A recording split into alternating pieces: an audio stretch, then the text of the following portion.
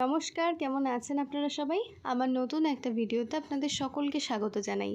আজকে একদম প্রফেশনাল ওয়েতে আইসক্রিম তৈরির রেসিপিটা আপনাদের সঙ্গে শেয়ার করব।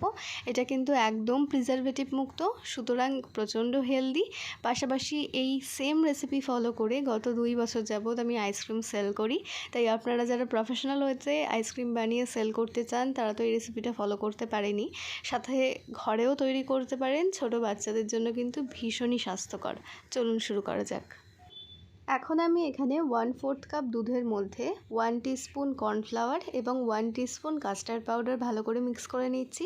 কাস্টার্ড পাউডারটা কিন্তু ভ্যানিলা ফ্লেভারের ছিল, আপনারা চাইলে যে কোনো ফ্লেভারের কিনতে পারেন যদি আইসক্রিমটা সেই ফ্লেভারেরই করতে চান।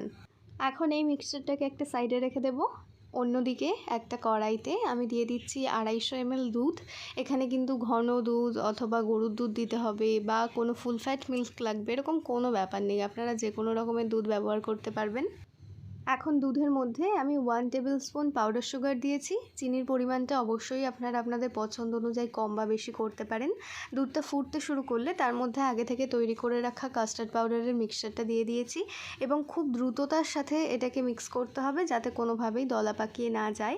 কিছুক্ষণ পর আমি গ্যাস থেকে এটাকে নামিয়ে নেব, কারণ এটা আরও বেশি ঘন হয়ে যাবে যত তাড়াতাড়ি এটা ঠান্ডা হবে। তো ওটাকে একটা সাইডে রেখে দিচ্ছি ঠান্ডা হওয়ার জন্য। এখন অন্য একটা মিক্সিং বোলে আমি 1 কাপ পরিমাণ হুইপড ক্রিম নিয়ে নিয়েছি। এখানে কিন্তু হুইপড ক্রিমটাই ব্যবহার করতে হবে, ফ্রেশ ক্রিম দিয়ে এই কাজটা হবে না। হুইপড ক্রিমটা একদম ঠান্ডা অবস্থায় ব্যবহার করতে হবে, অর্থাৎ ফ্রিজ থেকে বের করেই ব্যবহার করতে হবে, কিন্তু কোনোভাবেই যেন বরফ জাতীয় অংশ না থাকে সেটাও খেয়াল রাখতে হবে। ক্রিমটা কিছুক্ষণ বিট করার পর আমি ঠান্ডা হয়ে যাওয়া কাস্টার্ডের মিক্সচারটা দিয়ে দিচ্ছি এখানে।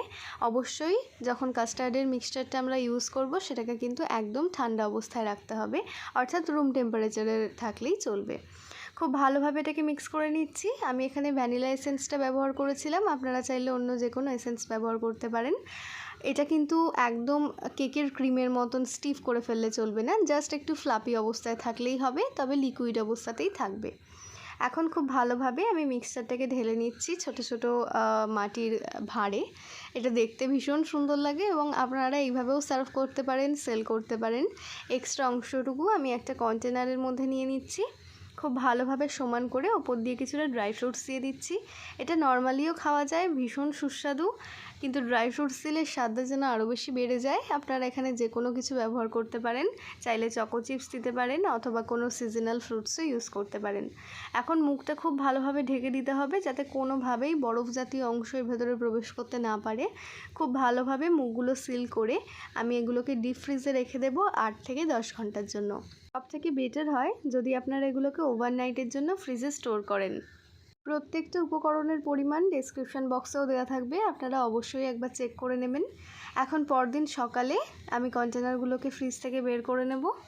একটা বিষয় অবশ্যই মাথায় রাখতে হবে, কন্টেনারগুলোকে কিন্তু খুব ভালোভাবে সিল করে তবেই ফ্রিজে রাখতে হবে, তা নয়তো এর ওপর কিছুটা বরফের কুচি জমে যায় যেটা খাওয়ার সময় একটু খারাপ লাগে। তো এই ছিল আমাদের আজকের রেসিপিটা। আপনাদের কেমন লাগলো অবশ্যই কমেন্ট করে জানাবেন। ভালো লাগলে একটা লাইক করে দেওয়ার অনুরোধ রইল। যদি ফেসবুক থেকে ভিডিওটা দেখে থাকেন তাহলে পেজে একটা লাইক করে দেবেন, আর যদি ইউটিউব থেকে দেখে থাকেন প্লিজ আমাদের চ্যানেলটা সাবস্ক্রাইব করে আমাদের পাশে থাকার অনুরোধ রইল। বাচ্চাদের জন্য অবশ্যই তৈরি করবেন, বাচ্চা থেকে বড় কেউ আর দ্বিতীয়বার বাইরের আইসক্রিম কিনে খাবে না, কথা দিলাম। সকলে সুস্থ থাকবেন, ভালো থাকবেন, ধন্যবাদ।